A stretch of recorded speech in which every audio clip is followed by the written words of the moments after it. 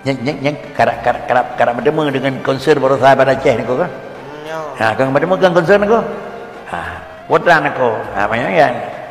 Fatawalla anhum fama anda bimalumin. Mina konser dari panggung, dari panggung, tidak urus datang panggung. Apakah begitu? Postingan warganet yang menyalahkan ulama ketika ada konser di Belang Padang, Banda Aceh, menyalahkan MPU, menyalahkan Majelis Ulama dan sebagainya.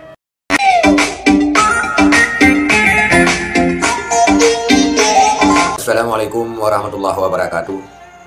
Saudara sekalian, semoga sehat-sehat dan baik-baik saja serta dalam lindungan Allah Subhanahu wa Ta'ala. Pada kesempatan ini, marilah sama-sama kita mendengarkan, melihat sebuah petuah ataupun nasihat daripada guru kita, Abu Manan Blangjun, terkait tugas kita sebagai seorang Muslim, apalagi sebagai seorang tengku, juga seorang yang levelnya di atas tengku, dan juga tugas daripada ulama-ulama kita yang lebih mengetahui. Mungkin surah daripada guru kita, seorang ulama kita yang sudah sangat terkenal keilmuannya, Abu Manan Blangjun. Bagaimana kita menyikapi apabila ada sesuatu kejadian yang kejadian tersebut di luar kaedah agama ataupun di luar perintah syariat, seumpama konser. Apakah kita akan turun ke jalan, naik ke panggung dan membubarkan konser tersebut, alias mina konser dari panggung, dari panggung, tidak urus datang panggung.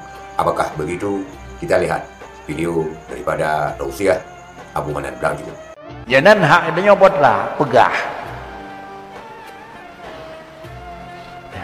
Yang kerap bertemu dengan konser baru sahabat Aceh ni kau kan? Kau bertemu dengan konser ni kau? Watan aku, macam kan? Fatawalla anhum fama anda bimalumin. Pegah kali. Itu tidak boleh. Ada. Fama anda bimalumin. Akan dah lihat pegah tidak boleh. Ya jom bangun ya usai banyak aku. Kan benar agama ni. Jadi yang kita gapi dia orang gapi hana dia drop kanan sama dengan hana depu Quran kau. Cuma hak dia menyatakan ini tidak boleh, ini tidak boleh, ini tidak boleh, ini tidak boleh. Selesai urusan.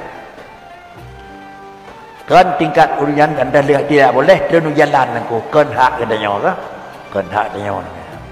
Sedikit cuplikan daripada ceramah tausiah ataupun petuah nasihat pengajian daripada Abu Manan Blangjun. Yang postingan ini saya adopsi dari media sosial. Mudah-mudahan bermanfaat agar kita mengetahui, jangan sampai kita menyalahkan para ulama ketika ada konser-konser, ketika ada sesuatu yang di luar syariat. Kenapa ulama tidak turun ke jalan? Kenapa ulama tidak naik panggung, tidak membubarkan konser dan sebagainya? Padahal sebagaimana diutarakan oleh Abu Manan Blangjun, tugas kita hanya menyampaikan, tugas kita hanya mengingatkan, yang lain bukan hak kita.